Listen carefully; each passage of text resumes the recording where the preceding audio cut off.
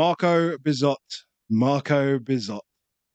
Right, guys, welcome back. This is Above Average FPL. My name's Adam, and as always, joined by Baker. How you doing, mate? It's not been a good week. Not been ideal. Not been ideal. No, it's not And been, from a football perspective, it's not been ideal. From an FPL perspective, it's not been ideal. It's what we're used to. I mean, as a Spurs fan, we're used to this. Um I saw earlier it's 2015 since we last won going into an international break. No one knows really, misery.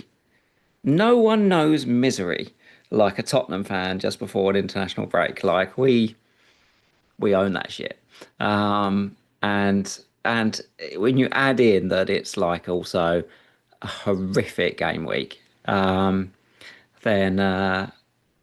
yeah, it's bad. yeah. I mean, I feel like obviously I've done okay with. I've done okay. I mean, my week's been fine, but it's one of those weeks where could have been great and ended up. I'm just above the average kind of Twitter sphere team this week, which is kind of nice. And we finally got that Salah blank as well, mate. So I'm so happy. Yeah, I I was, bet. I mean, I even tried to tempt fate in Discord by saying like Salah's shit, and I thought as soon as I've typed that, it could come, but it didn't come. And he was crap again today. Really, really He poor. was crap. I mean, the whole game was crap, but he was, you know, he hasn't had a really good start to the season at all.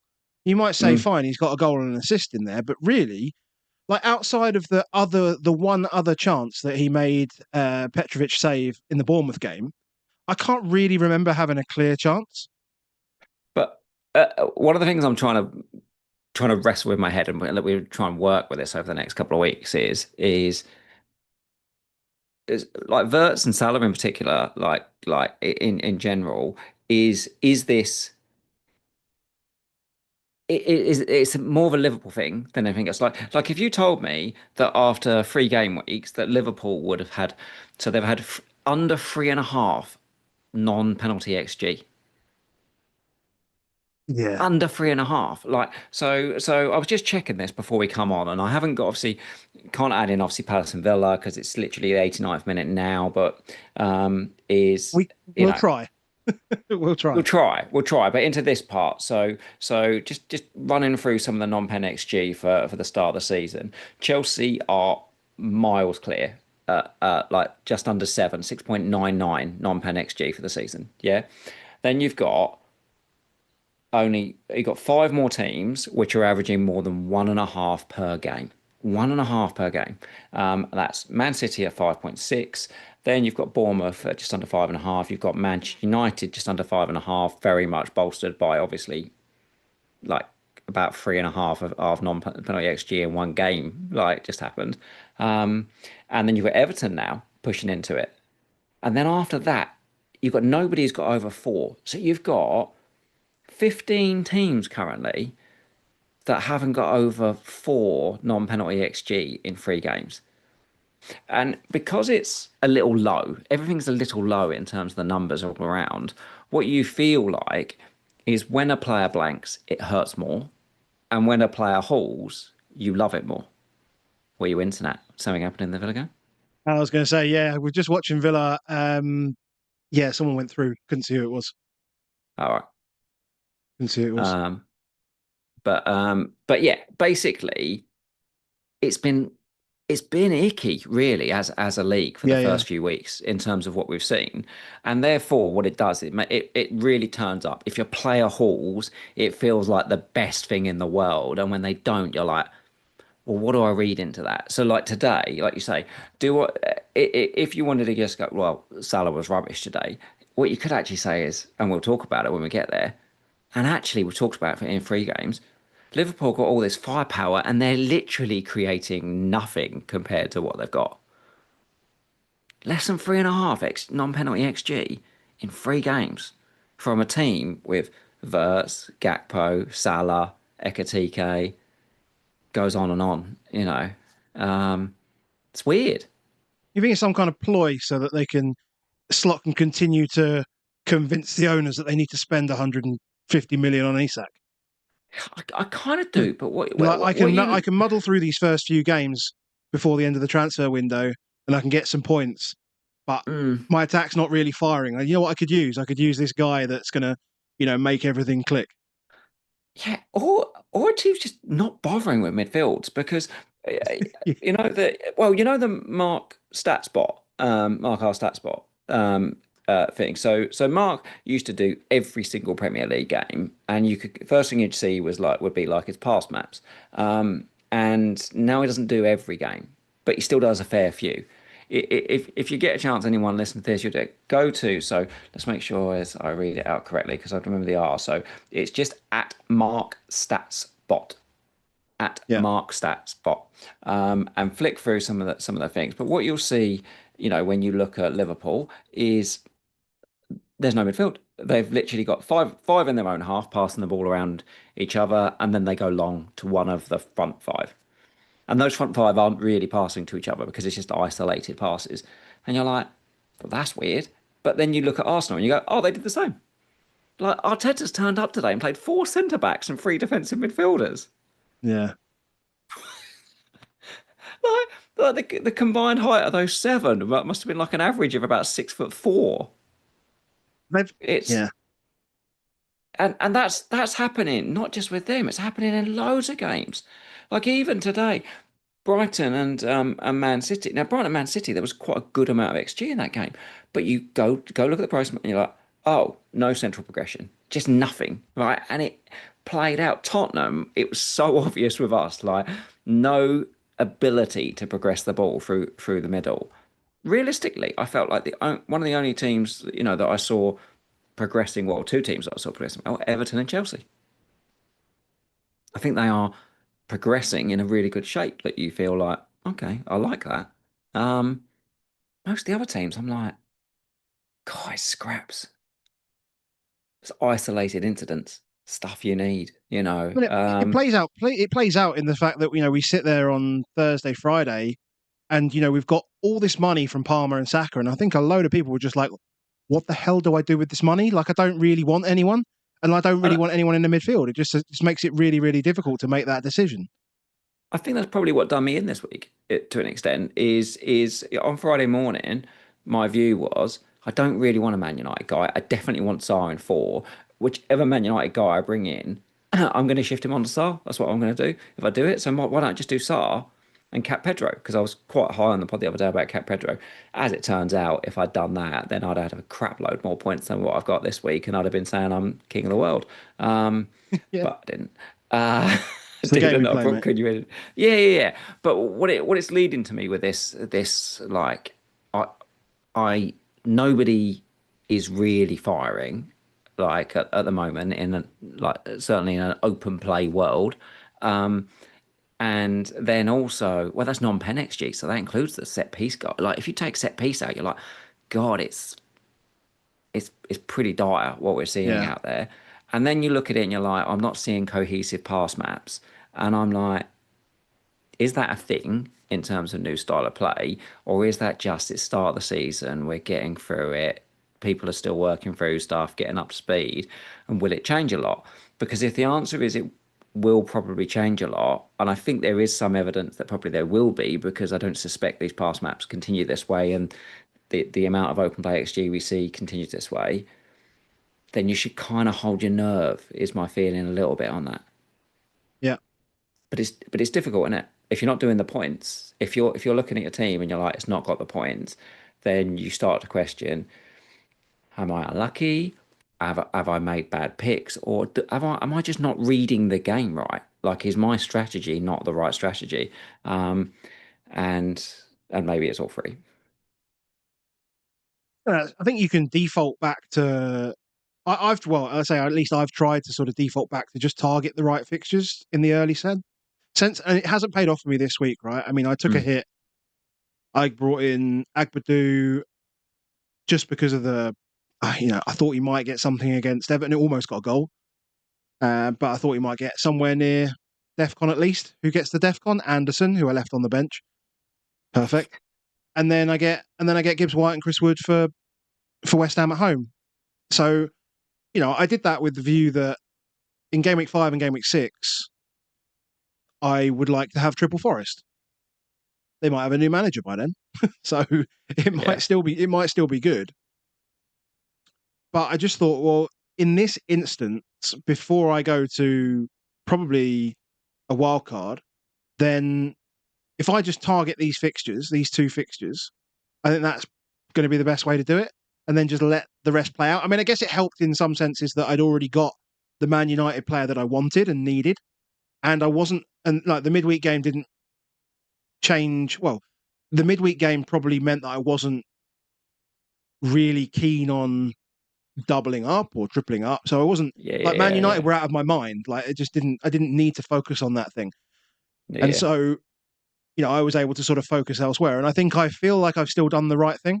Even though I took a hit, I still feel like I've done the right thing. But as I say, it just could have been a little bit better. But that's just the way it goes sometimes. I don't know. We can talk about it, guys.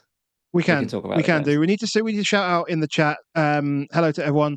The game has just finished. Crystal Palace defenders have got all the points, and Sar's got points, and Richards is on my bench, obviously.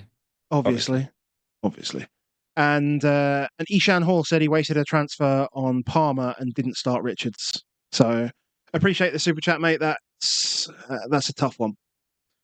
That's a tough one. I don't think you wasted it.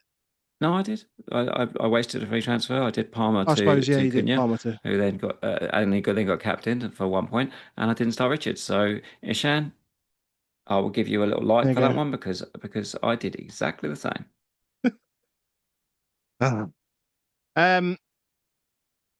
Yeah. So I mean, I've got our scores prior to the game that's just gone ahead. Prior to the game, is it? Yeah, prior to the game. Obviously, we were setting up, getting everything sorted. So I think Tielemans ended up with 2, Watkins with 2. So we'll just say I'm on 52 points minus 4. Hold on, I don't know whether that's So I should be on 48 net, all out. Sanchez in goal. Obviously keeps it clean on Friday. Yeah, 48 feels okay. Sanchez clean, 6 points, nice. Murillo. I mean, he didn't actually keep clean because they've apologised for it. So take it. Well, I will take it, but we'll talk about it. I was particularly pissed by that decision. Agbadou with 1 point. Again, brought him in. DefCon, no, could have scored. Had one over the top of his head. Was unlucky. Porro with the post-match DefCon, because I messaged you and I was like, mate, I just switched. I was at a gymnastics competition and I checked. I was like, oh, he's on 9. This is perfect. And I went outside for a few minutes and then realised he'd been off the pitch for 10 minutes. I was like, oh, shit. That's not good. But wherever that late DefCon came from, I'll take it. 4 points. Tielemans with 2. Gibbs White 2. Cheers. Bruno with 20. I got some of that last minute captaincy love. The Salah stuff that's been happening in the last 2 weeks. I got some of that. I will take it. You told me I'm not allowed to talk about jam now. So, sacrifice, I'll take it. Sanchez and Bruno penalty in 1 week. Yeah, okay. Oh, what? And I mean, we both got a JOAO Pedro goal after it should have been half time as well. It's just ridiculous. Verts with 3. That's the other thing when it's obviously 2 or 3 game weeks in is like all of our things.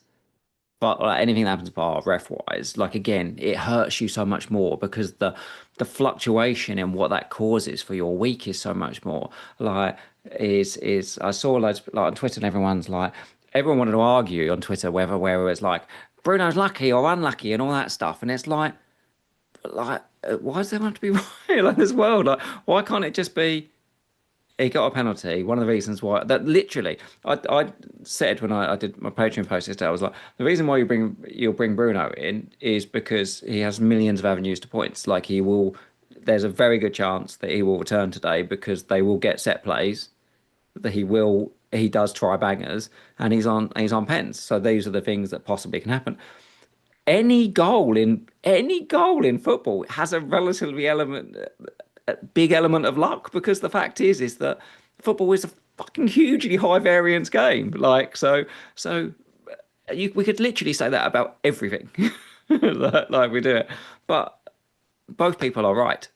It's not unlucky because it That's why we bought him. was that's why you bought him. But it was lucky because it happened at the last minute and the ref didn't give it and it required an overturn, which was pretty soft but also stupid. So therefore, okay, let's do it. So can't it be both? No, we must be 100% right either way. So Bruno, 20 points, Verts 3, Watkins 2, JOAO Pedro 9, and Chris Wood, who I've owned for the first time in about 2.5 seasons. No, 2 points. Did you Thanks. enjoy it? Nah, fucking hated it. Just hated it. Just hated it. I much prefer praising him from the sidelines and him killing me in FBL. Yeah. On the bench, Dubravka, Palmer, kept Palmer just because I think out of the two, he's more likely to be back by 5 than Saka. Definitely. And he's playing United, which appears to be a good fixture for an attacking player. Mm-hmm. Anderson and Electric Steve making up the rest of my bench. Over to you, mate.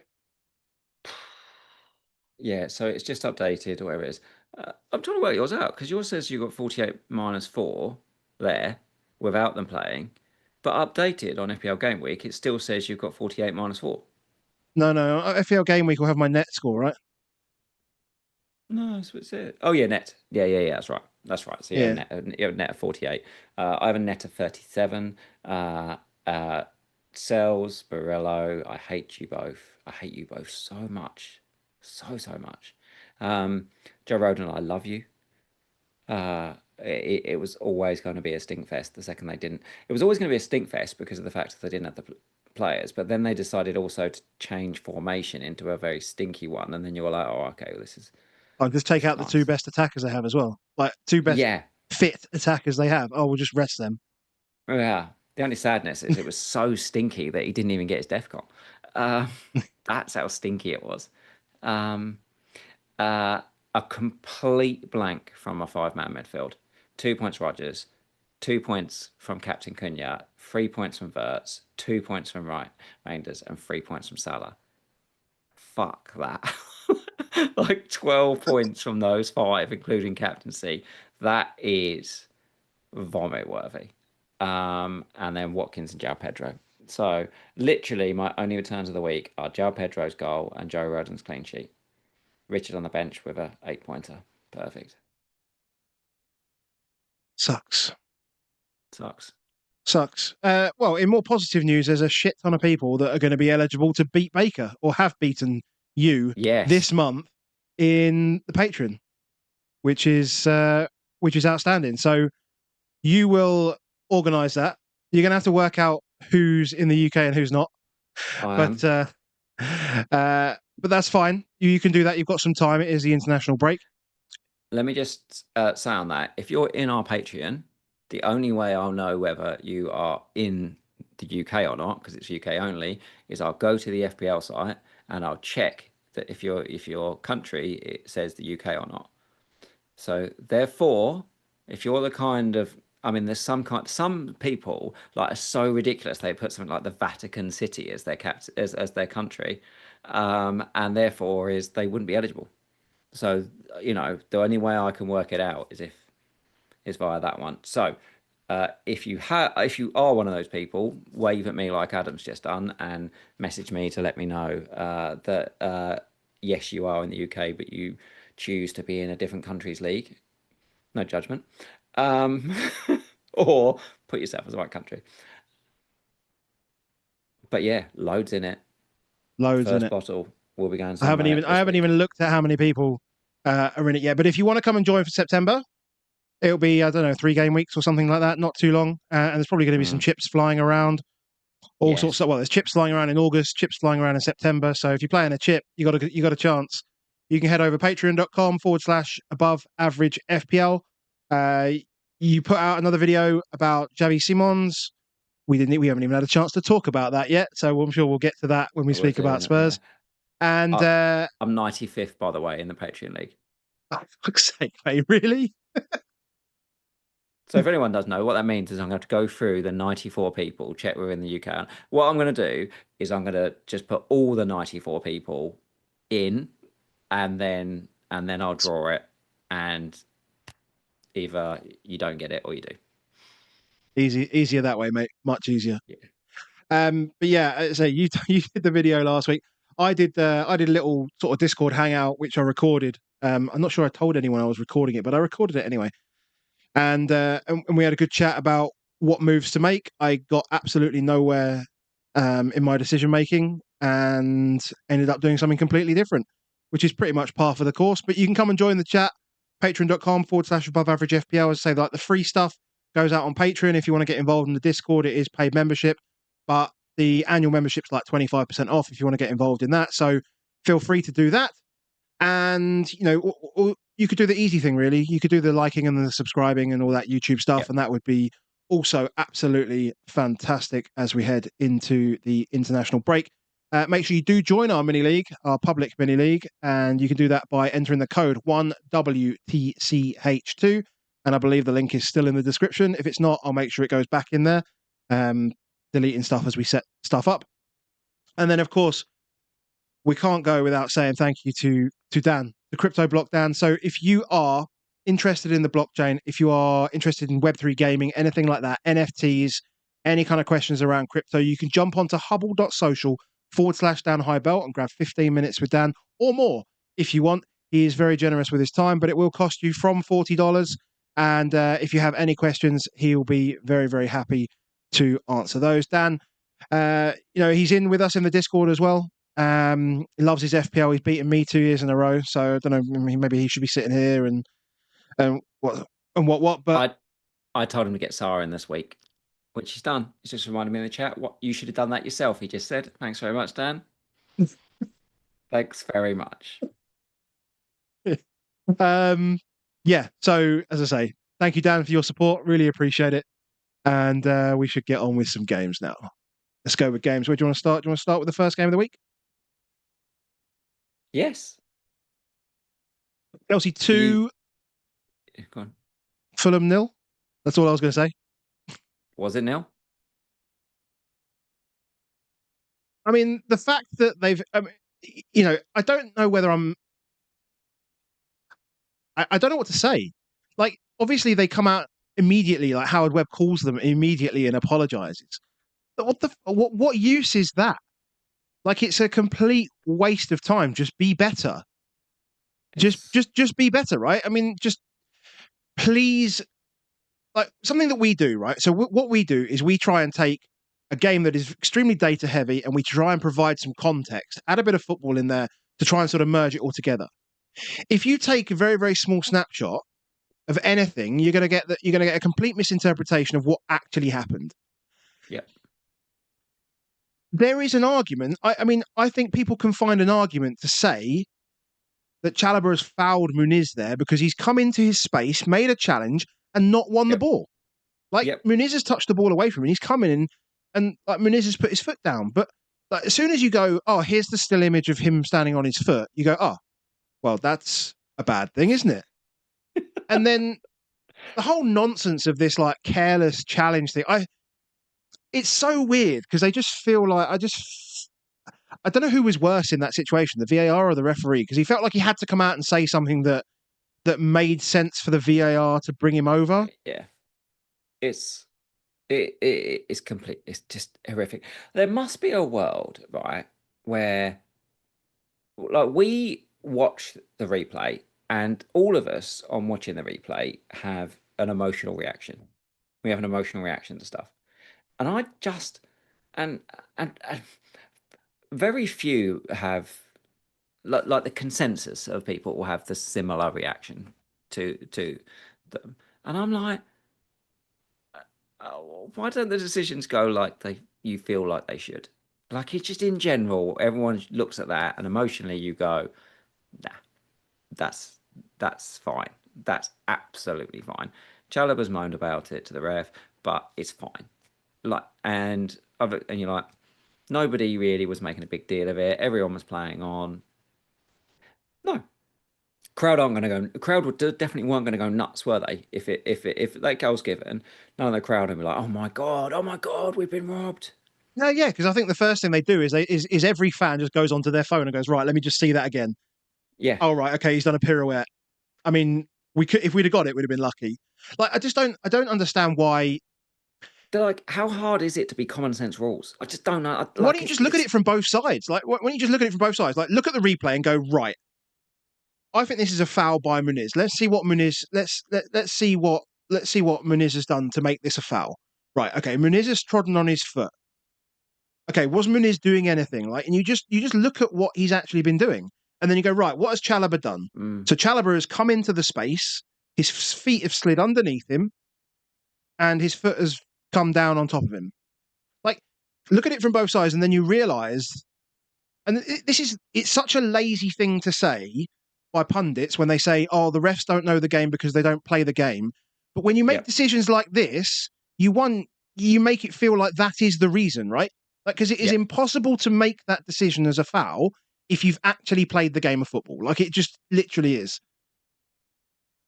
It's so infuriating. And there's a lot about this, really unlucky for the kid, da da da da da. I mean, yes, but that's completely isolated to the fact that this decision is just a nonsense, right? Yeah. And I do feel and bad look, for Josh King. And the game changed. The game. I mean, the game was a bit crap up until that point, like it just was. And then you go to the point where, like, moving on from that, you get this corner that happens after all the time has been used up. Like, all the time had been used up. There was nothing in that. There was nothing in that first half injury time that said let's add another minute. It was almost like a game of FIFA, right? we'll keep playing till you score. Or until it goes past that point on the pitch, where the computer kicks in and just blows the whistle. Absolute nonsense. I mean, it's a great header. Chelsea have looked fantastic from set pieces. I think the second one is a penalty. I think the second one's a penalty. I don't think there's enough in the challenge from Caicedo. I don't think there's enough in the challenge. In fact, probably the push from JOAO Pedro is probably the closest that could have been taken away from him. But even then, it's like, well, it's not really, is it? And it's not difficult. handball. So it's difficult with the handball, obviously, that they get given. Obviously, they then see that JOAO Pedro handles the ball as well, and you're like, oh, which like is it? And it's like, it is okay if someone says, well, that one's not handball, but that one is handball. Like, I'm cool with that. They can be independent decisions of it. Like, I would be if it was if JOAO Pedro was in the other end of the pitch and that happened, would he have a penalty given against him? You're like, he wouldn't. He wouldn't have. yeah, So therefore, I'm like, well, okay, just let's stricken that part from the record to an extent. On set pieces, they're really good at them. It's very clear as well that JOAO Pedro, like, he had the comment and he was talking about like how they practice that one and do all this stuff, and you're like, well, every game he's really good at it because he's really smart. Like, he plays the game on the good edges. Like, he's won loads of penalties. Probably we've now found out why he hasn't been winning penalties in the first few games is because he he's doesn't not on take them. him. Yeah, probably. Yeah. But if there's something that can benefit him, he's all in for it. Like, that was the one thing at Brighton. Like, oh great, they'll get loads of penalties. Why? Because he's taking them and he's really good at them. Similar on this, he'll put his hand. Hold on, you're good at set pieces, are you? I'd like some of that, please. And everyone thinks, oh, he's not that good. He's pretty big. He's bigger than people think he is. Yeah, he's tall. And I think it's 5'11", something like that. I think he is, which isn't like, he's not short. Like, he's not big, but he's. I think a lot of people think he's like 5'9" and stuff like that, and he's not. And he jumps well. And half the battle it's jumping well. You know what I mean? Is like, we used to have Lucas Moura, who was tiny but incredible in the air. Oh my god. But he's clever. He's just smart play, and his minutes are now incredible. There's no argument now on him on minutes because Delap's done, and like, even if Nico Jackson does come back or whatever happens in the next 24 hours, Delap's the one. Wait, Sorry, I was going to say Jackson is not in there. He's not Maresca's number one plan, is he? He wouldn't be sitting in Bayern. He wouldn't be sitting in Munich if he was. No, So no. JOAO Pedro's is top dog here. Like, he needs to be on the pitch. He's involved in everything.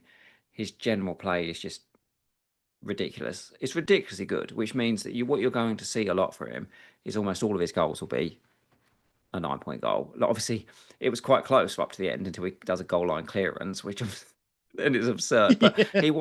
he was just ahead for the majority of that in a 2-0 win where you've got a Chalobah assist and obviously Enzo takes the penalty. I just think he's a solid as hell asset in a team that is currently creating more XG than any other team in the league. Non-pen plus pen. They after this week would have gone above Arsenal in terms of the most attempts and most set piece XG. You're like, for me, and he's 90% owned. Like there's ones where you look at the striker and you think I should be taking this on. I can take this on. I can take this on. I don't think people should be taking on JOAO Pedro. I really don't. I mean, I'm glad I've got him now because this feels almost like Chris Wood from last year. Like as you just said, like one not to take on. And last year I was like, no, I can keep taking him on. But then obviously, like last year was also the fact that it was Forest, like, Yeah, and Forest were just Forest. it's obviously his fixtures, like have been favourable, but They're I still don't good. think Next three are still fine. still fine. Brentford, United, and Brighton. Like Brentford could be good. Is good. United's His ex obviously team, good, and his he ex don't team. care. Yeah, just He don't care if it all over no, no, that. no. Um, yeah, I know. If I was on Wildcard, it'd still be on my team, 100%. It's an interesting decision for free hit four though. Like Mm, because the options in free hit four are really really good for strikers. yeah. Mateta, Haaland, Well, Mateta and Ekatike, Haaland, Isak, eh, maybe. Like it yeah. could be one of those guys. Yeah, I mean, Um, Mateta and Haaland feel givens at the moment. Just in Chelsea in general. Do you remember my crappy spreadsheet that I did on defenders, like right at the start of the season? Do you remember it was one of my no. ugliest of ugliest spreadsheets, Yes. but I did Yes. a big one spreadsheet.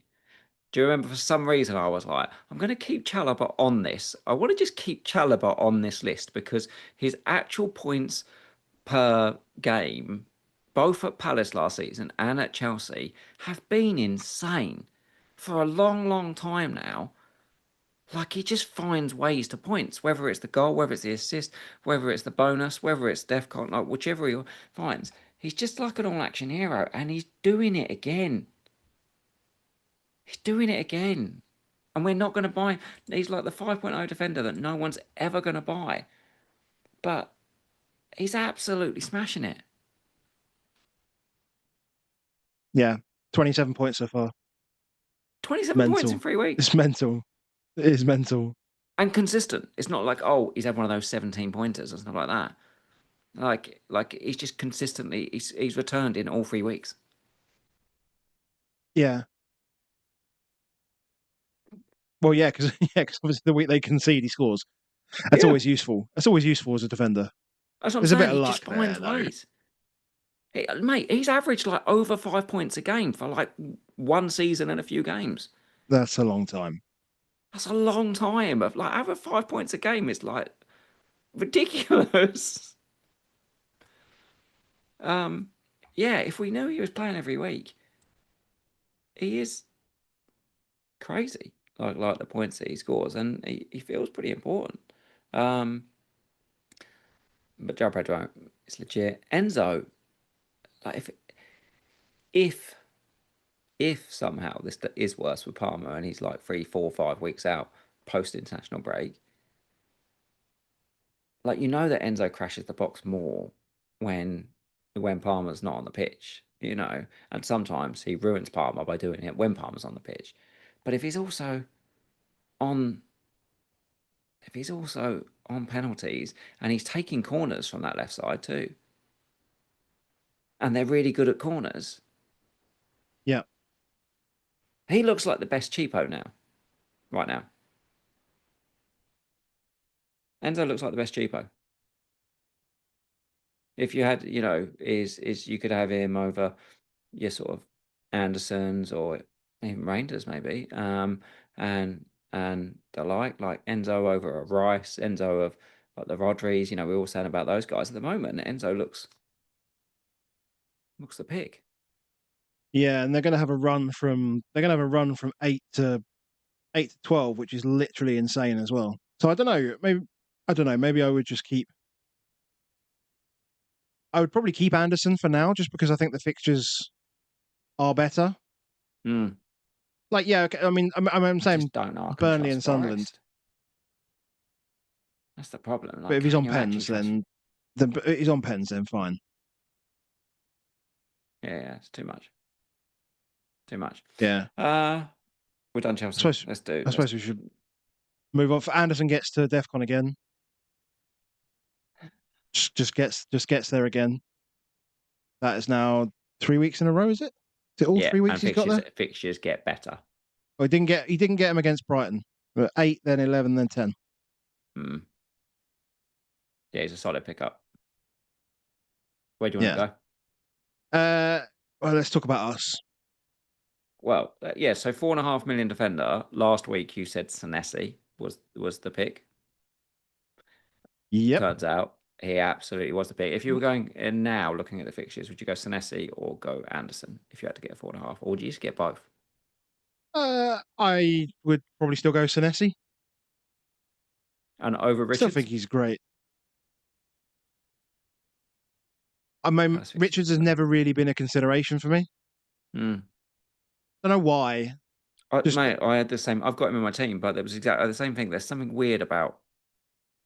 well, I There's just feel something like weird he's. about I Richards. mean, I he's gonna. think The thing is, when Gahey leaves, assuming Gahey leaves, he's going to be, locked in. He's probably going to be just locked in there, which is he's locked in fine. everywhere. Yeah. But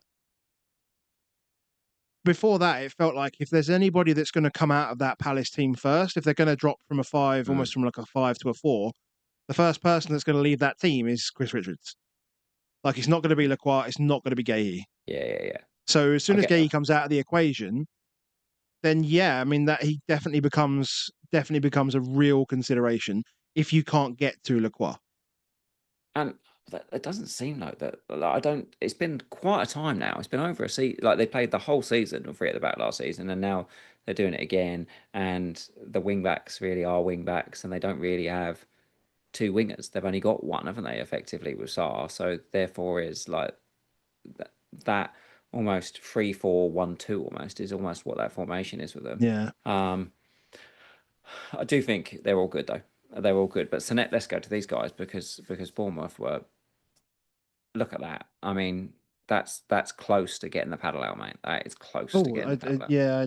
I have got a few paddles in places where there shouldn't be paddles. I think I had not removed paddles, but It's I one and a will. half XG. I don't think it's quite there, but in terms of just dominance, Yeah, I think it's weirdly this is a game that I didn't. I mean, normally I watch all the Spurs games live, but didn't watch this game live.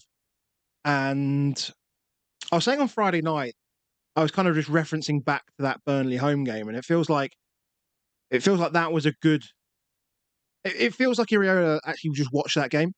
He just watched that game over and over and over, and did the stuff that we thought we were bad at, basically. And like, oh, hold on, Tottenham can't build up down the left. Okay, I'll tell you what we're going to do. We're going to press them hard, and our pressing shape is going to force them down the left-hand side.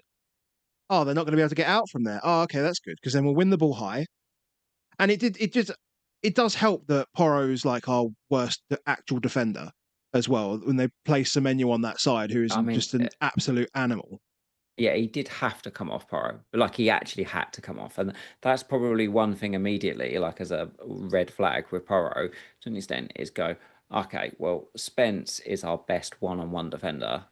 Like, if normally I've been thinking like Destiny or Spence, it's like, well, if we play a right winger that goes outside, you play Destiny, and if it's one inside, you play Spence. But maybe need to think the other way. Maybe think actually if their left winger is lethal, then maybe you have to play Spence over there, and then Porro just doesn't play. Yeah, I mean he is a problem. That's a worry. But I mean they didn't really. I mean the best chance they created a couple of reasonable chances. One was Semenyo's Mm-mm. header, and the other Tavernier had a shot in the second Yeah. half. But outside of that, everything was all a bit Meh. Well, it's a bit Brentford, isn't it? If you got to remember, obviously, that Mark Flecken made 150 saves or whatever it was last season This is it. Yeah. is because they allowed those ones and tried to counter, and they had the people to play the ball through and the system and the things to do that. So, do we think necessarily that Frank is this Frank ball as it was, This is and is by that just design. Yeah. Yeah. Yeah. is this by design that we're going to allow a lot of shots to try and counter and get them? Um, Maybe is that good as a person? No, I don't really like it. But the simple matter is, and it's been a problem for a long time, is we've got no passes. We really haven't got passes. You need somebody that's able to bring the ball through the middle, and if you haven't got that ability, then what do you do?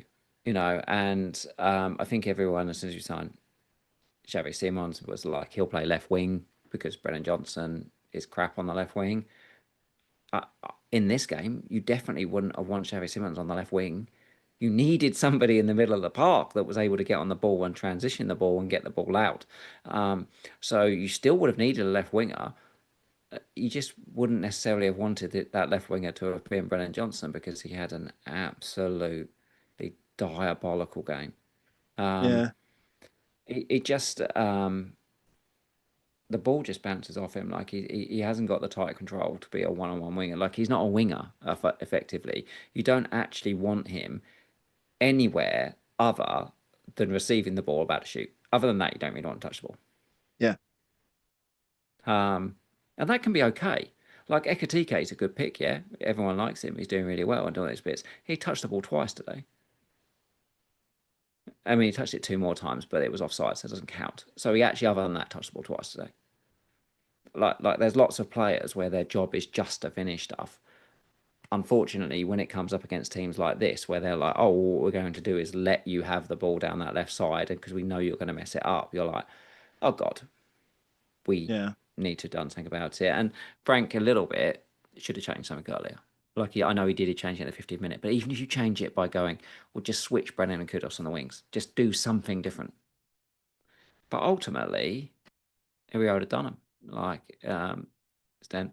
Um, and just beaten by the better team. Yeah. Albeit, Semenyo, probably bar Senesi, best attacker on the pitch. Semenyo also should have been sent off. And if he gets sent off with half an hour to go, maybe we've got a different game. Because we're only Maybe. 1-0. Yeah. Like there's like as bottle it as a person can do to not send him off. Like he's on a yellow, takes out Richarlison. It's just an obvious second yellow. Doesn't give it. I didn't see that. I don't think they showed it either. They show it on. Don't know if they showed it on Match of the Day or I don't think not, they but showed it yeah, on Match of the Day. I but didn't see it, but 60 minutes in, it's unbelievable that he didn't get sent off. really, You can't fathom it. There's not a chance on earth that it's not a yellow card. And that would have been fun from an FPL perspective if he actually gets sent off. But yeah, he should have been off the pitch, 100%. would have definitely And made things then more interesting. would have made things more interesting. Maybe a little. We still didn't have any passes on the pitch. Um, Probably it's weird, isn't it? Because you look like we got dominated, but this is probably a game where you shouldn't play Polina. You shouldn't play Polina because you haven't got enough progression. You should have been Bentancur, Berg Valsar, something like that. Onto them. Senesi, just really good. What we might start taking from this is Senesi may have taken on Howson's DefCons. So last season, when Senesi played, whenever Howson didn't play or Zabani didn't play, and he played at the start of the season, Senesi before he got injured, he actually wasn't very good at DefCon. Like he averaged about 7 or 8, not enough. But we know that Howson got it like 80% of the time. Now I do wonder whether because they've had the whole preseason with him has taken over this role, whether now he's playing stylistically more like Howson was playing, because it looks silly now, like it's not even close. No, Like, he's 42 so far. Not even close. It is mad. So It is yeah, mad. So he's probably the. I mean, I stand by it. I think he's probably the best 4.5. if you're Good buying, solid. And fixtures are fantastic, right? Brighton, Newcastle still solid. unsure on theirs. Leeds, Fulham, Palace, Forest. It's a really, really good run up until 10. And if you're wildcarding in the mix of that, maybe you want to take him out. But then, like, you only really got to worry about City away, and then it's like Villa, West Ham, Sunderland, Everton. It just feels like a dream. Like I would have both him and Semenyo pretty shortly. Yeah, yeah. As it stands, uh, I plan to bring Salah and Semenyo in this week, but Salah did get injured into that game, so I have to wait and see how that plays out. But that's my plan at the moment. Which two midfielders is for? Well, I hate them all right now, so we'll work that one out. But I'm pretty sure Seems Mateus reason- Cunha will be. Mateus Cunha will probably be one of them. that feels rather obvious. Yeah. So let's do that game. Let's go. So yeah, so United 3, Burnley 2. I mean, obviously How much? United are. I think United are okay. There's a lot of non-pen XG here, more than we put up against Burnley. I But I don't mean, think United. I don't. I think United have been okay in attack. Like all three games, they've been pretty good actually. they are good. They've got I've loads of no attackers. complaints. It's helpful. If you spend a few 100 million on an attack, then you should be pretty good in attack. Really, that's a pretty good remit for improving the attack. But we weren't seeing it that often last year. With you'd see Ahmad and Garnacho to an extent last year. Look to try and cut inside, take a shot in, but you didn't see too often like the Dallos or the whoever it was try and get around the outside, cut it back. Those kind of like Yeah, Brian knows exactly where to stand to get a big chance. Like he's just lived off yeah. that for years. He knows where he has to be. Like, I have to be here. Okay, this works. Fine. It To note on that Bumo goal, like if he just cut it back a little bit more though, Bruno was right there. Bruno was right there. So on the lucky versus unlucky, that part's actually relatively unlucky because Bruno was actually the first man. Like Bruno was the second. Like if he pulls it back, he's 6 yards out. Um, they were especially good though in injury time of both halves. I know there was a lot of it, like in both halves, but they needed that first half injury time to like that couple of minutes, like for me, as a person that's just lost his captain at that point, that was like, this is unbearable. That couple of minutes was like, Yeah. this is unbearable. Like as a my God, like that was a moment where I was like, Bruno's going to walk over with 40 points here. It was so ridiculous how because they were getting set piece after set piece. All they could do was put it out for corners, scramble, put it out for corner, scramble. It was you know. I mean, Oh Dubravka made some really, really good saves in that first half as well. Bruno could have had points from there. Um, I mean, I think the non decision for the penalty is probably the correct one, but again, on another yeah, day, there's a bit more contact, and he could get a pen there as well. He obviously gets like this soft pen at the end, which yeah, weirdly because when you first sent it to me yesterday when I was looking at it, and I just looked at, I didn't see the shirt pull myself, like I didn't see it. yeah. So as soon as that came in, I was like, well, that's not going to get given. There's no chance. And then you were like, oh, they're And then you giving see, it, and I'm like, and oh, then you see please it's don't like do good this to stuff. me. Yeah. I mean, it's stupid, but the fact is, since he holds it, what can you do? Like again, it's that part of refing by stillness, by still pictures. You're like, well, or slow moving pictures. Like, I don't believe in a million years that one that impacted his ability to run because of how far back the shirt went, and two, I don't think he was getting there in a million years, like in a million years. Like, but they were like, oh, he would have got to that. Well, how? No one knows the answer to that. I don't know the answer to that. They don't know the answer to that because you Yeah. don't know the impact of what those. But this, it was literally done. And I'm pretty sure he wasn't getting to that ball. You've got to let go before he goes in the box, though. Like you just Yeah. have to let go. It's stupid. Just make sure you let go. You, This sustained thing is just don't give them an excuse to make a decision like that. that's exactly the word. Don't And give then the excuse. don't Yeah. give the excuse. Just let go of the shirt and go. Well, he's outside the box. So if VAR picks it up and goes, well, it is a foul, but it's outside the box. Then well done. You got away with it. Like you literally Yeah. got away with it. That's The where thing, you get away with stuff, and that's why people foul people on the halfway line, right? Because to stop attacks. Because you take a yellow card, danger's gone, move on. I think, yeah, just in general, though,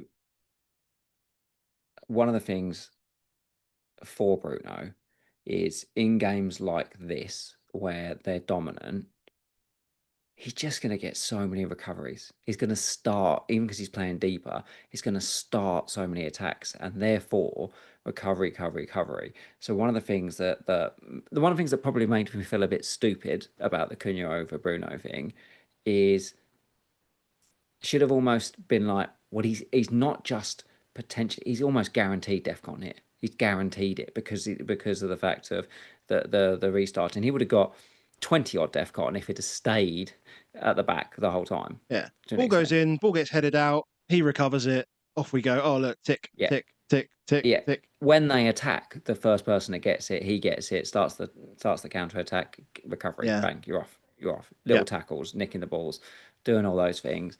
Yes, there was always a chance to get booked as well, doing all those type of stuff. But if I factored in that almost he was going to start that, but I kind of knew that. I kind of knew the floor was there with him. But yeah, I it does make me wonder a little bit with Bruno because obviously he's got a couple of harder fixtures coming up now. Do we think he gets the DEFCON in those as easily almost as the games where they're on top? I'm just trying to Um, think how. I mean, I say it's difficult because I'd probably like to go and look at the Arsenal game to see how close he came to it there. And guess what? He got 11, so he was pretty close. And that was a game Pretty close. actually that was a game like territorially they had a lot of the ball and they actually were better than Arsenal on the day.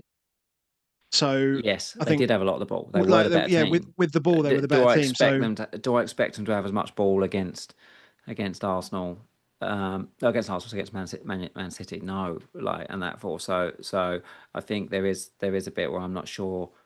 It's but almost he's still going like to be required. He's like the first line, as you say, first line of defence. He's going to be the guy throwing himself in front of blocks, and mm-mm. clearances, and stuff like this.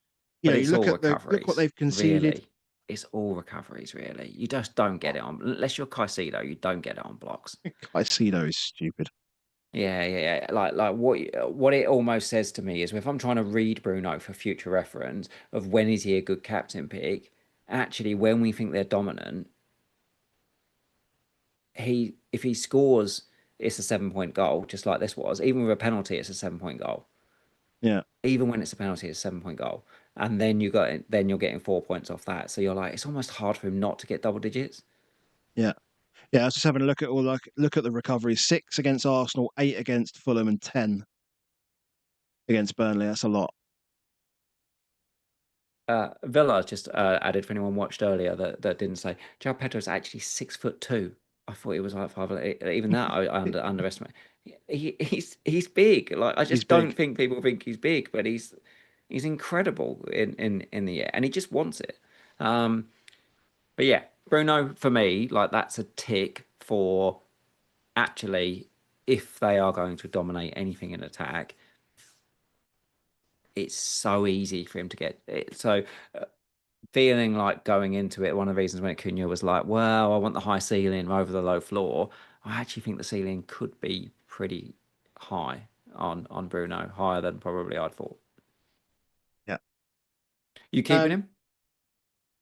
Yeah. For now. For now. Yeah. Because I think I've got I've got We've got enough other the stuff to play with. yeah. I got enough other stuff. I mean, I've solved 2 of the problems that I've got, and now I've got 10 million. Well, I've got Palmer, which I'm hoping by the time Gameweek 4 comes around that he's back. But then that doesn't really matter because I'm free hitting him 4 anyway. That's kind of just a decision that's been made because I'm not, Mm, regardless of how bad he's been, I'm not going into that Burnley game without Salah. That just is stupid. Weirdly, Yeah, it's imagine if Salah blanks and you don't have Salah in that week. General's going to be creaming it, isn't he? maybe. But he's not going to have Haaland at home to United either, which is going to be I think the tough. ownership's going to be monster though. Like Not today, for like Haaland. no, but even for Salah, like normally Salah v Burnley would be like 200% owned, but the fact is, it won't be. Like it just Everyone will won't be. cap him. Everyone will cap him though. There'll be Yeah, but in triple the game, no caps. one's got him. There'll be triple caps. There'll be all sorts, mate. There'll be all sorts. You wait until we get there. There'll be a load of free It'll, hits.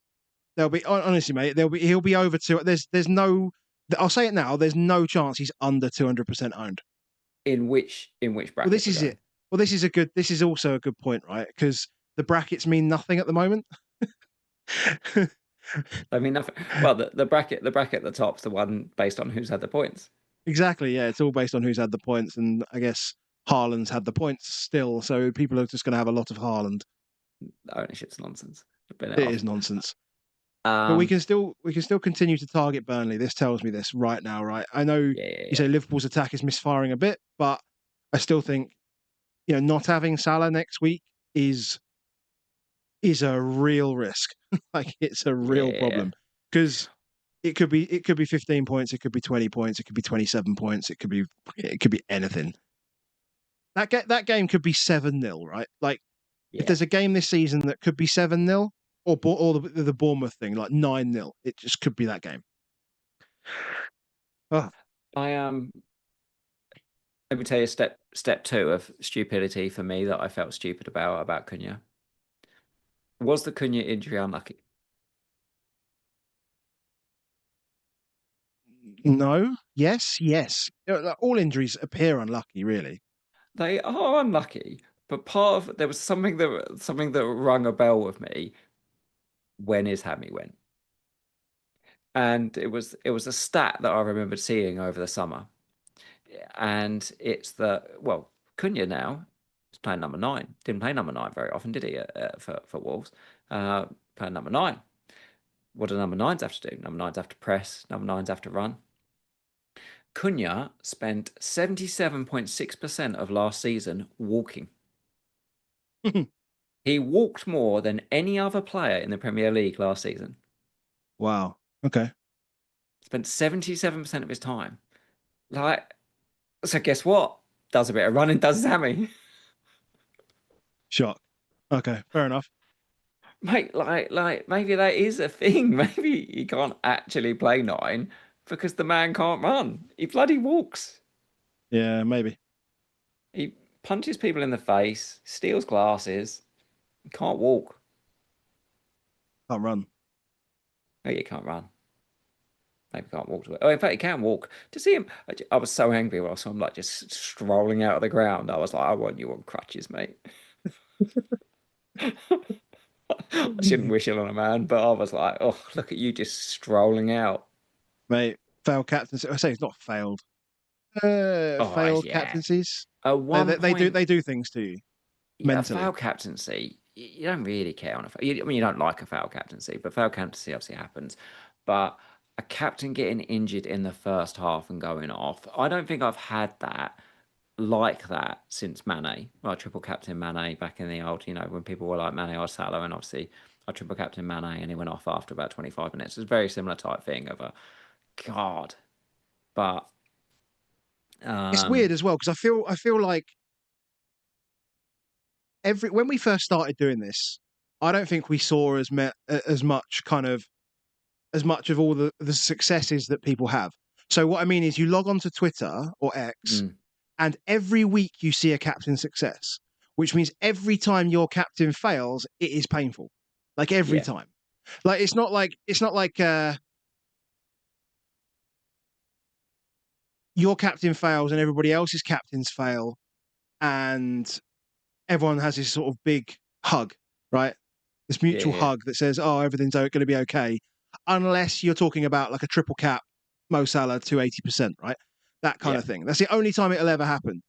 But even if you have, like, even next week, right? Salah blanks 200% owned. there's going to be Haaland caps everywhere, Pedro caps everywhere. Like people are just going to be turning up.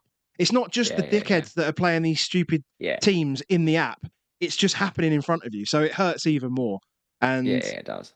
You know, as someone when they just who has a number of XG, you know what I mean? When Burnley it's so Man United tough, just had 4 XG, and you're like, my guy was in that game and he's gone off after 25 minutes and he was playing up front for him. So every single, you know, when Ahmad crosses, you know, that move in the end of the first half, that like, I mean, my guy would be where Bumo scores from, like that Cunha's there, isn't he? Like Cunha's just standing there. All of it. All of it. All of it. Salah against Bournemouth was probably the last one. Actually, I think is probably where everybody had a everybody had a huge issue. Just all right. Back to which games? What game? Let's do Liverpool Arsenal. Let's do Liverpool Arsenal. We can do that. I have got Palace Villa as well now. So we've got quite a few games here which are virtually non-events. Yeah, virtually non-events. Is this one? I sat down to watch this game. I had a deliberately quiet day before. I know I was hoping not to pod today as well. So I was having a nice relaxing day and sat down and watched the first half, and I was like, you know what I want to do is I want to go and do some washing up. Like I was just I missed like the first 20, 15 minutes of the second half because I was washing up. And I was like, this is fine, come back, still 0-0, no problem. Salah's still crap. I was playing golf while this was on. On my golf, I have a little trolley, and I have it on my trolley. I have a little setup where I can watch the football while it's going on, and then you'd walk away, like play a shot, look back at it, like, what's the point? Found it difficult, and this is the problem on this is for us, you know, for us who are Verts owners, you're like, oh, okay, it's another blank, it's another crappy performance. We're going to see things saying about all the XG for him and all this stuff, but you're like, the whole team is creating very, very little. Yeah, I mean, I can't recall Liverpool having less than half an XG at home. Like when did that ever happen? Well, when did any team? I'll come back to when did any team play effectively like 7 centre backs, 4 centre backs, and then 3 big old defensive midfielders? Yeah, that's true. Honestly, we don't really hear much from Arsenal fans, surprisingly. Maybe not many Arsenal fans do this stuff, but I'd love to know in the comments, like, what do you think of this as an Arsenal fan? Like, what do you think about the fact that you go out and buy all these guys, and then he turns up and plays 4 centre backs and 3 defensive midfielders, and you're like, we're not passing the ball. We're just gonna dodge the crap out of it.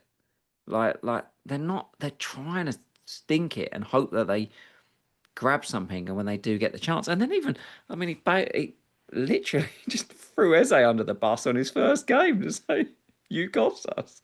I mean, I don't know. It can't be enjoyable. It can't be if you're an Arsenal fan right now watching some of this stuff. It's just crappy. It was weird setup. I mean, I know he hasn't really got much. He didn't really have much choice from the sort of Martinelli Madueke stuff, but you've got literally 2 of the greediest guys you'll ever see. You know, guys that keep their head as sort of close to the ground as possible while running with the ball. Gyökeres is, I mean, it's too early to say anything on him, right? At all. I'm not going to use this game to judge him. He scored 2 goals against a promoted side. I'm not going to use that to judge him. Whatever. But Liverpool didn't really do anything in the game either. Like I'd half have expected them to create more. Almost off my chair for the Verts. Verts almost had one at sort of middle of the second half. Yeah, bad touch. Bad touch. Like Salah was just constantly bad touch. Like Salah could have had about 4 or 5 more shots here if he didn't have such a bad touch. Terrible. Yeah. Not on it. Yeah, they've got 9 points. Yeah, they've got 9 points from 3 games. It's ridiculous. So that's what winners do. It helps. It makes life easy, and that does produce some of that game state. So the second they scored, it was like, oh, okay, we're just gonna stink this up to an extent as much as we can. Obviously, Chiesa has the chance at the end, and and the whole crowd goes absolutely nuts because obviously it ends up going up for a corner. So therefore, it's like, oh, okay, now we can waste some more time off the back of it. So Yeah.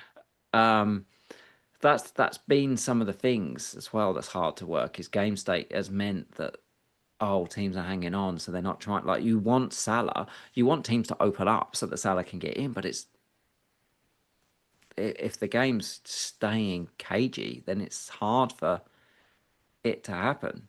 Is um, it's difficult. It's difficult. It's at the moment Liverpool aren't blowing teams away. Like, whether we see that different at Burnley, you kind of assume so. It just has to. Like it just Has to. has to be the game where they turn up. It's got to be. Yeah, Is it's got to be. McAllister going on? Is McAllister going on international duty? I wonder. Just because obviously he's. I mean, Mm, he's fit, but he's not fit, right? He's still he working probably his way will. up and stuff, so he probably Argentinians will. always go, mate. We They, know that. They do find ways. Obviously it made a difference. Curtis Jones coming onto the pitch made a difference. mm, Like suddenly, as a player that plays more vertically in a Klopp style way, if a guy wants to get forward and do more stuff, obviously he wins the free kick. That then Szoboszlai scores the most ridiculous free kick. Just phenomenal technique. But I mean, even Raya just looked at that and went, okay. yeah, but if Jones hadn't come on the pitch, then they don't get that free kick, And so yeah, would I be surprised if Jones started instead of McAllister anyway in the next game? Probably not at the No, moment. Um, Szoboszlai is a very interesting one from a playing perspective because obviously, like if he plays on the as right back, he's obviously the closest fit that they have to Trent, isn't it? As a guy with a fantastic range of passing, can bang, can cross, can do all those type of things, and you're like, oh, well, what does he do once Frimpong's back?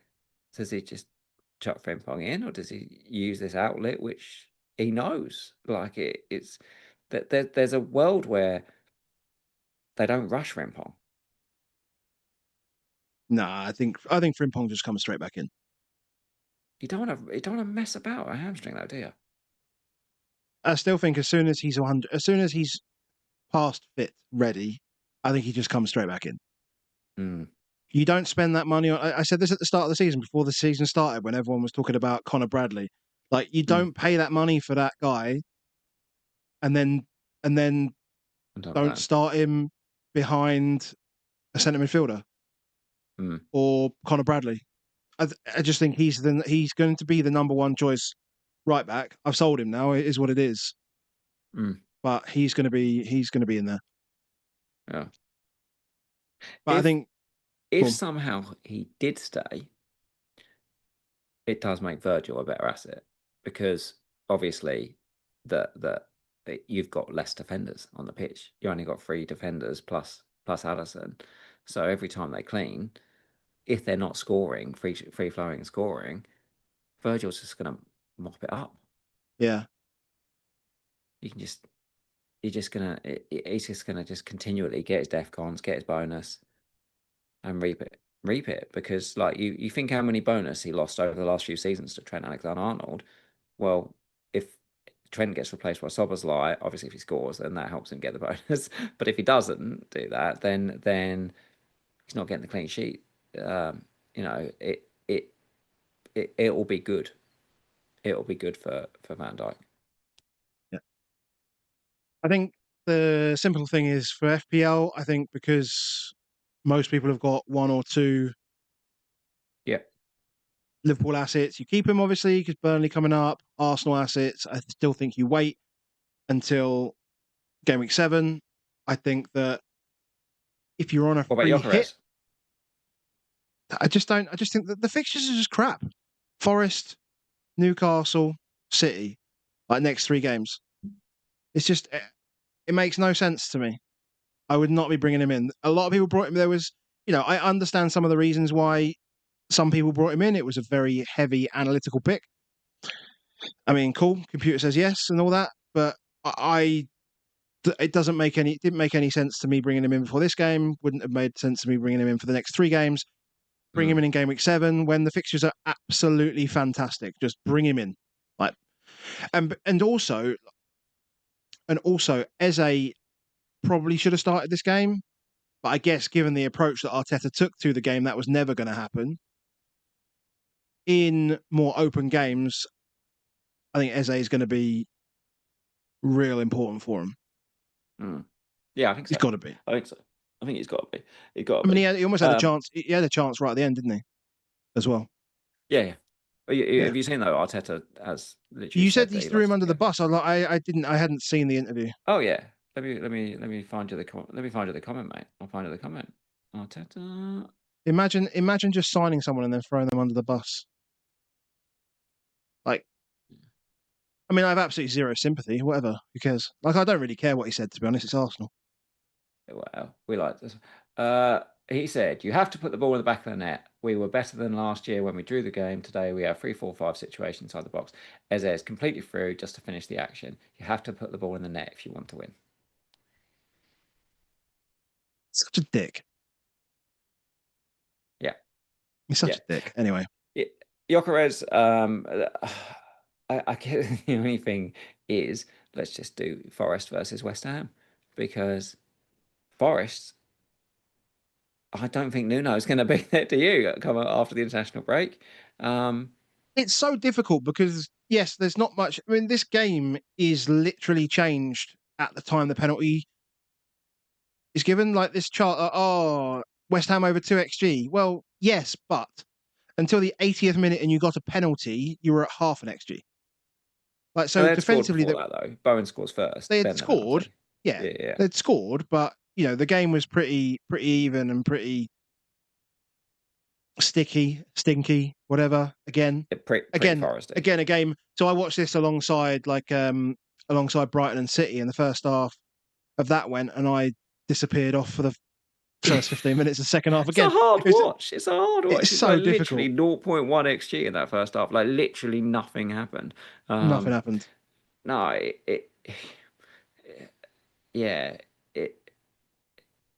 it's tough because what you will see here is people will say, well, Gyökeres, West Ham just scored 3 at Forest, so now Forest go to West Ham, so will Arsenal score 5 against Forest? Like, and suddenly we buy Gyökeres now.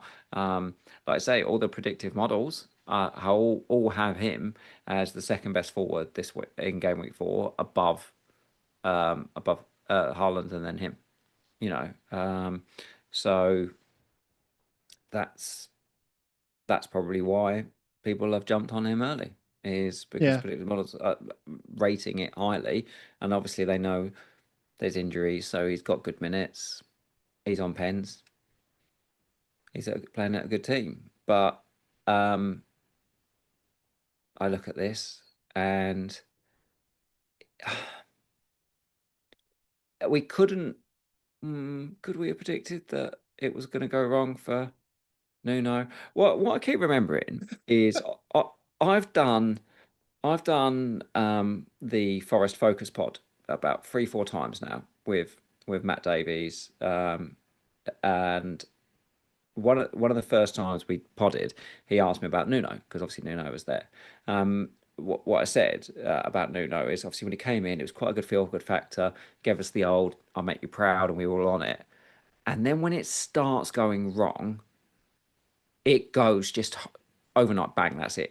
It's switch off. He's miserable. He's feisty. He's snappy. It's just dead immediately. And we saw it at Wolves where it was so good for so long, and then boom.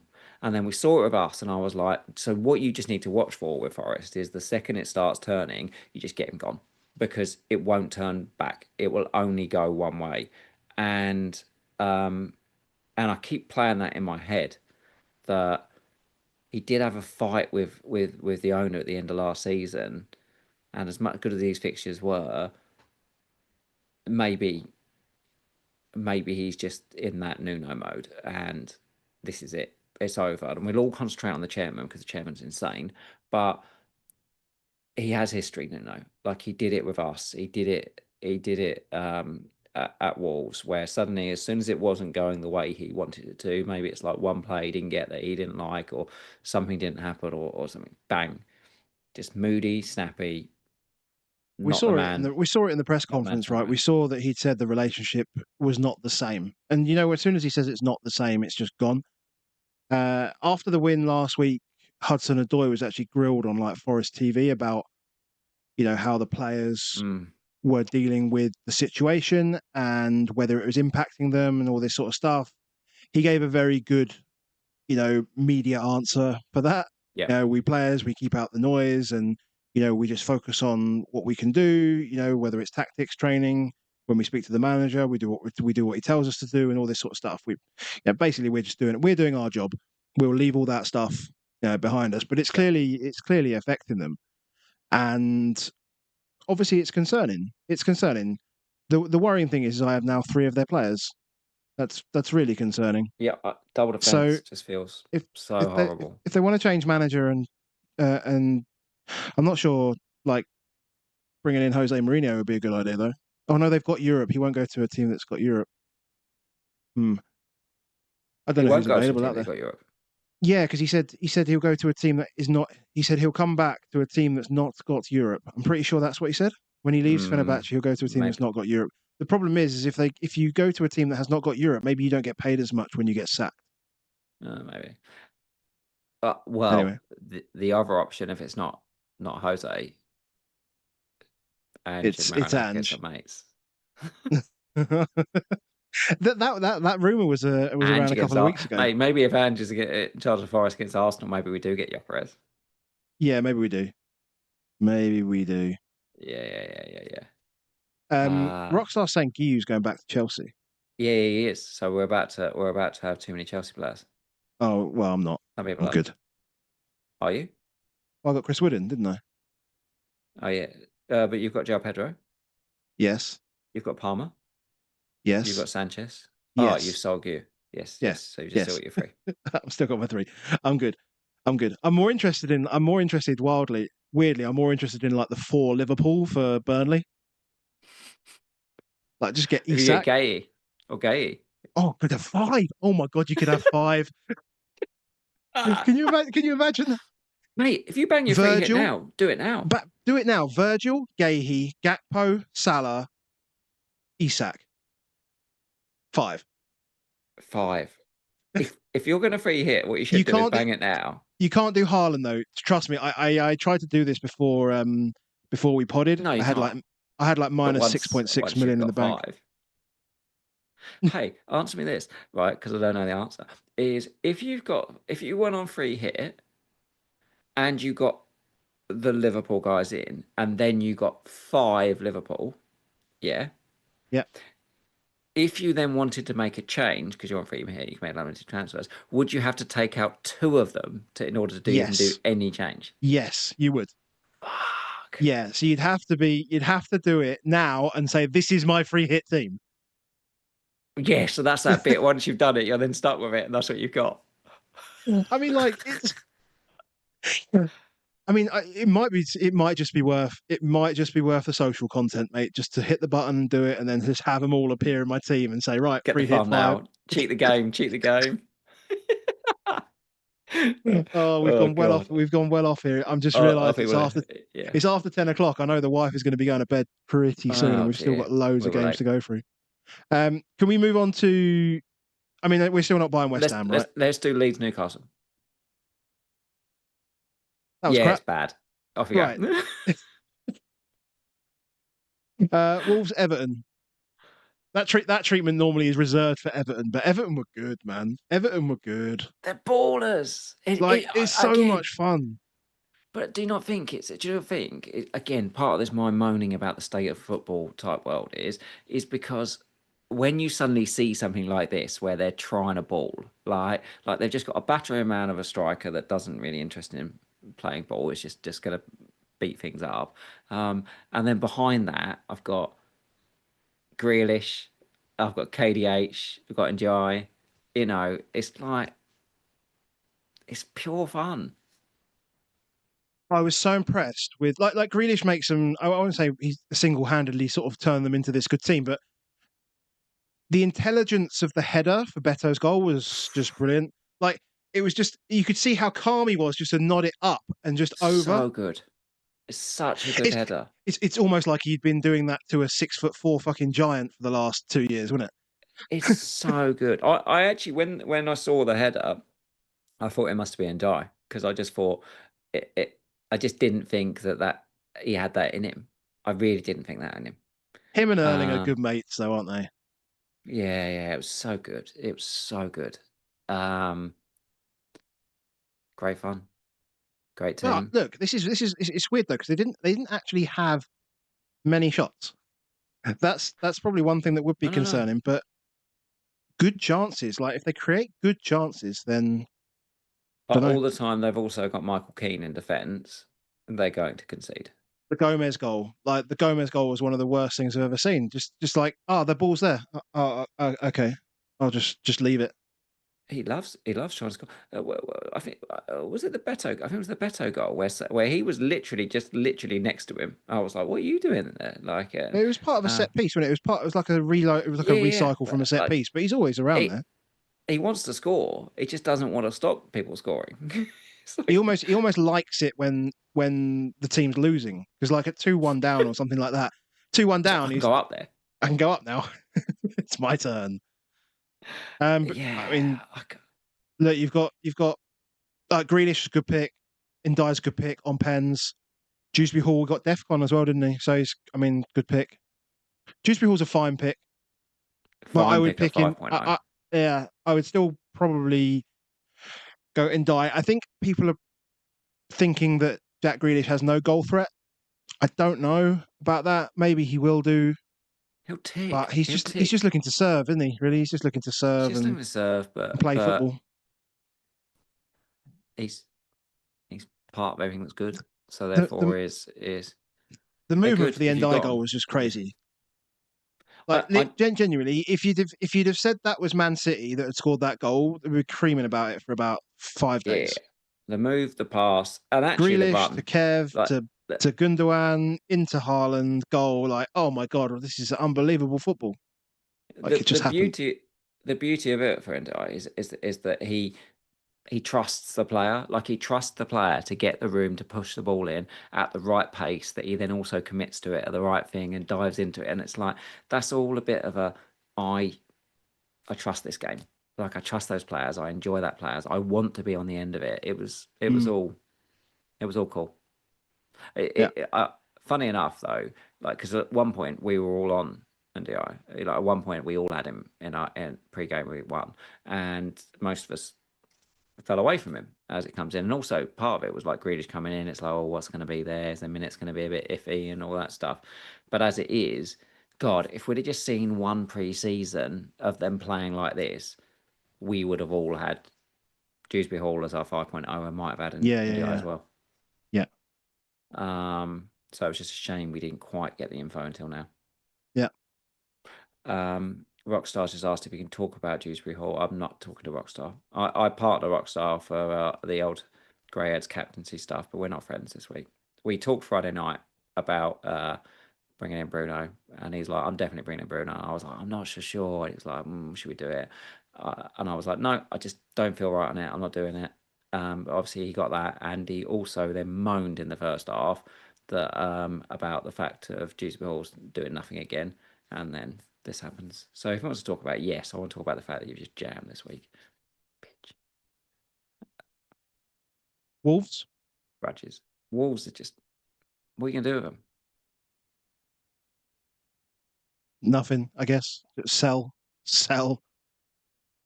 I mean, JSL, let's see I've what got happens. Agbadu now. I just have to wait.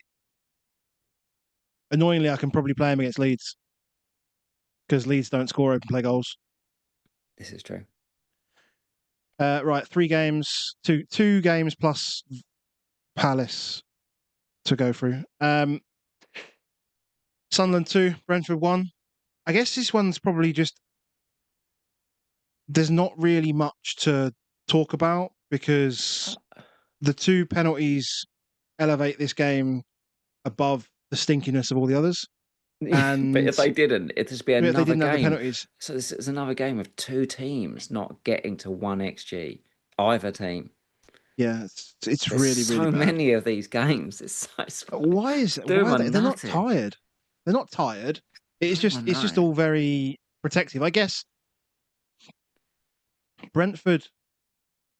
These are two teams that are going to be down near the bottom of the table. I mean, it's a fantastic start for Sunderland. Let's not take anything away from them for that, because Yeah. just just excellent. But like, it's just not very good for Brentford. Wissa needs to just disappear out of this squad just so they can move on and start doing stuff. But Yeah, I guess we'll see I what a don't lot know. happens in the next week or so with Yeah, well, next day or so with Wissa. yeah. Obviously, he's And put that statement out. Sunderland obviously decided that Mayenda and Isidore are absolutely fine, which I think is probably reasonable. It's pretty reasonable. It's pretty reasonable. No issues there. Sharda took the penalty, not Thiago, despite the fact Thiago's already taken a penalty. That was weird. Weird, yeah. But And let's just put that. I mean, it was the worst penalty I've ever seen. I mean, I know Paqueta scores a stupid run up penalty, but uh, honestly, there must be somebody who has done the data on in the last like 10 years stupid run ups versus normal run ups, yeah. like Oh, they have. They success. have. Spaceman did think about that. He tweeted to think about that recently. I've seen him tweet something about that one. I'm gonna go and check. Yeah, he definitely did. Definitely did. Paqueta, by the way, we're flicking around on games, but he's really good at that. That he's really good at that one. Like he genuinely just put him on his ass. Like sat on his ass was like, oh okay. Um, yeah, on this one, I'm not buying Brentford players. I'm not buying Sunderland players. And we can move to, albeit, like I said, if Thiago's back on pens and he does stay and he is 6 million, it's a good option. Good Yeah, option. Brighton, Man City. Brighton actually are not in my everyone is stinky. So if we go back in games so far this season, they played home to Fulham, scored one goal, 1.5 XG. They played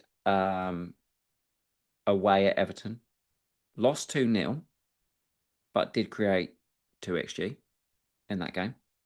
And then today, they've created over 2 XG against Man City.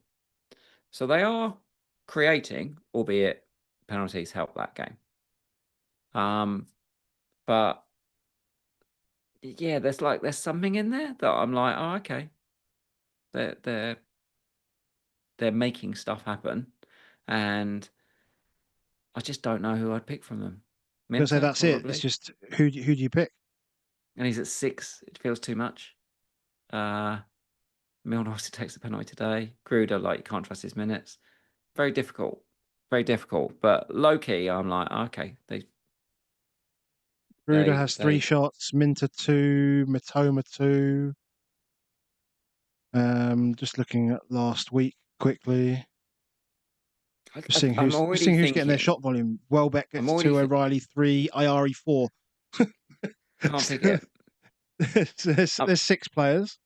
I'm kind of thinking that I'm going to go all season without having a Brighton player. I think I can't trust Hurtzler, and I think I'm not sure I'm going to get one. But but I'm also, hey, they're not that expensive, and if they consistently create it, maybe I should. Yeah. You know who the most shots for them in Gameweek 1? Ruta. So that's seven. That's seven players now. You just can't pick a player. That's the problem. You can't pick a player. Nah, Milner doesn't play enough minutes. You don't know who's on pens. Maybe it's probably going to be O'Reilly, but whatever. You don't yeah, pick him. Like, there's just better midfield options.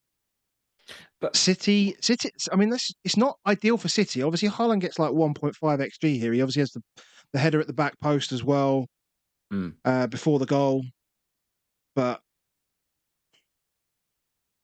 I saw that Cherky's out for like 2 months as well. Which he's out doesn't for two feel good. months. Yeah. Foden's So basically just not existent, non-existent. so so far this season, Erling Haaland's had 3.65 xg. 3.65 xg. Okay, and if I just do total XG for everyone, that basically puts him mid-table in the league compared to the rest of the teams. Versus all the other clubs. Yeah. And he's not at a pen, is he? Not at a pen. Not a pen. No. If you do non-pen, there's only 1, 2, 3, 4, 5, 6. There's only 7 clubs that have had more XG as a total than what Erling Haaland's had this season. Yeah, that's they're fine. He's had so Liverpool have had 3.4 non-penalty XG, and Haaland's had 3.65 non-penalty XG. What? Like, why haven't we got Haaland? Yeah, it's true. Why have we all got Salah? Why have we not got Haaland? Yeah. and do we just get through Burnley and then we just get Haaland? But then we're missing out on Man City at home to Man United. Unless you free hit, and then you get both. Unless you free hit, then you get both. You can't get 5 Liverpool, but what you can do is you can get Haaland and Salah for next week. That's a done deal. Mm. And then instead of Virgil, you get Gahey, and you just he might not start, to be fair. 3.65 XG, more than Liverpool. That's a fantastic stat. More than Tottenham, more than Brighton, more than Fulham, more than Burnley, more than West Ham, Sunderland, Leeds, Brentford, all that stuff. Of course, they have. It's a lot. It's a lot. It's a lot. But do you know what I think? Because obviously Cherky goes out and all this stuff, like everything's just like designed to filter to him. I want it back. I just can't do it in Gameweek 4. And then we were sort of watching this game. Palace. Before we came on, yeah. Palace. Villa again, completely just devoid. Yeah, just beat him up. Just beat him up completely. Beat him up with big chances is some of the issues. Obviously, a penalty is always a big chance, but they actually look at this. It does help that Saar misses a .934 header. Yeah, but look, no chances for the first 20 minutes, then a penalty. No chances for another 5 minutes, then a big chance. No chances at all until Gahey hits a banger. No chances until Saar does the back post. No chances to the chance at the end. That's it. That's it. Like they fully smash and grabbed. One of the things, again, it's like a lost from my brain thing, is how good Palace were away from home. And I heard on the radio before it started, it was like, oh yeah, Villa unbeaten in like 19 games, but Palace have only lost like twice in the last 20 games away from home. And you're like, oh yeah, they smash and grab everybody. Everybody that tries to get to them, they'll hit you hard on the break. Guess what they did? That's exactly what they did. And yeah, I mean, Villa have got problems. Villa have got lots of problems. I don't understand. Well, it's massively off the pitch as well as on the pitch. You know, clearly Emi Martinez wants out. I don't know where it came from, but like he just suddenly just was out. Like he was just not there. Just out. Was there anything else prior to today when he just wasn't in the team sheet, and then suddenly Emery could only repeat 2 words? Yeah, I'd seen a link earlier last week saying about Man United were interested, and then suddenly that sort of died away a bit. But now, because they obviously were looking at that guy, the Belgian guy, but the Belgian guy seemed quite reticent about coming. So therefore, they've gone back into him. So assuming Emmy's going to be a Man United player by the morning. But yeah, a full leader in that pitch. But Mings ain't the one anymore. Like he's just not. And Matty Cash was awful. Could have got sent off. He could have got sent off. Was awful. I mean, I swear the reason he doesn't get sent off is I think it was Richards. His hair was in the way of the best angle that they had of it, and then they just decided to not carry on with it. It was high. It was top of the ankle. It was not nice. Not It nice. was not nice, and that's just Rodgers and Watkins, like they're kind of like maybe they could get the points. Maybe they could get the points. It looks like that, but they just seem quite easy to defend against. Everyone sort of just falls back on themselves, so everything feels scrappy. Everything feels like it just needs. Like the number of times Rodgers was on that left and he just sort of cut in, and you were like, "Well, I know what you're going to do here, mate." Like he did get clever at it, and that he did hit the one near post rather than open himself up to it, and that almost snuck in. But you're like, God, I don't like it. I yeah. don't like it. How bad are their fixtures? Villa, They're still all right. Yeah. they're still fine. I mean, they've got Everton, then Sunderland, Fulham, Burnley. Like next four are still fine. Oh God. It's Are going to they be really cheap? difficult to sell. I mean, I'd probably look to move on one. I think. Can you want to get Sarr and Semenyo? Can you use Rodgers as one of them? Oh, I can use Rodgers as one of them. Yeah, yeah, yeah. Cunha's one of them, but it, and Rodgers could be the other one. What I probably didn't Yeah. mention, which I probably should have mentioned, is I'm considering for my other one that I'm going to sell Reinders. Oh, interesting. Um, I just think if I probably will free hit in six, is I'm thinking I'm starting to think I might free hit in six. Okay. And uh, therefore, once you then take out the home to Burnley in six, then you're like, well, maybe I don't need him. So I probably just need to work that through. If I commit to I'm going to free hit in six, then I would then I'd be quite tempted to sell Rangers, and therefore I'd move him on. But I look at it and still say Verts and Rodgers. I don't like them either. Yeah. Yeah. Oh man, these midfielders are just so tough. Yeah, and it just makes you want to just rip it up in wildcard all the time. You look at it, and And you're like, I just yeah, want to get rid of them. yeah, exactly. And we'll still get it That's wrong. always the first wild card thing is that you just look at it and you think, I want to just rip them out and get rid of them. Yeah. But yeah, they're a problem. I do still think if the goals are coming from somewhere, it is Rodgers and Watkins. What about you with Tillmans? What do you think about him? I want to get rid of him. I want to get rid of him. The facial hair doesn't help, does it? That's not I, helped me this season for it. I It just looks don't. stuck on. Do you know what I mean? He's got Yeah. quite a boyish face, and then when you see it, it looks like, you know what I mean? Like you know, in kids when they put the fake moustache and they go, that's what it looks like. Yeah. Yeah. No, I I just don't know. want to. I just want to throw them out of my team, both of them. To be honest, It's good at near post I'm gonna headers though. enjoy free hit four. Put it that way. I get to have a week without them next week, Yeah, which yeah, is going to yeah, be yeah. enjoyable. But then they play Sunderland in five, so both of them are staying. Yes. Okay. That's where we're at. That's where we're at. Right. So I think that's all the games done. We're just going to finish Palace you by. can dive in on, but and I guess what do you think about Mateta?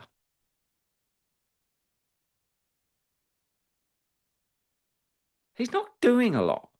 That's, He's scoring goals. He's still scoring goals. wow, is he? uh, I suppose. He scored a His penalty, fixtures are good though. His fixtures are really, really good. but he's not. It's Sunderland, like West he's. Ham.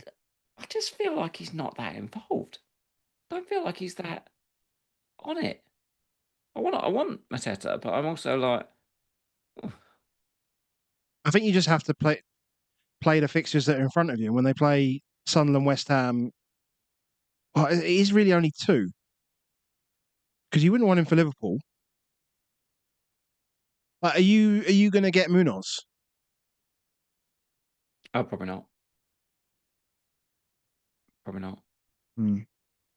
I just don't know if I've got the transfers to do it. Yeah. I might do. I might do. I might do. If I don't go Semenyo and just go double up on Palace, then I'd get Munoz, yeah. I think I'd Um, much rather have Semenyo than Mateta. oh yeah, I won't get Mateta. I haven't got enough transfers. If I was wild carding, I think I'd go on all of them. Of course I would. Yeah, yeah, yeah, yeah. I'd want them all. But I just look at it and I'm like, that's I just don't think when I'm watching Mateta at the moment, like I feel he's quite an easy read. I think you sort of look at him sometimes and think, all right, he's on it, and you look at him sometimes and think he's not. And when he's not, he's not on it like at all. Obviously he's got a goal today, which turned out to be a 3-point goal because it's a penalty and 2 you get booked. But he's had 2 yellow cards. That's his only goal of the season. His non-penalty XG in the 3 games has been 0.46 in 3 games. Okay, that's fine. It's pretty bad. I'm not seeing anything from him. Like, I always feel like Sar's the better pick. Like, if I was like, right, I've got to captain one of them this week, I have to captain one, it would be Sar all day long over Mateta. Munoz is just lovely to have.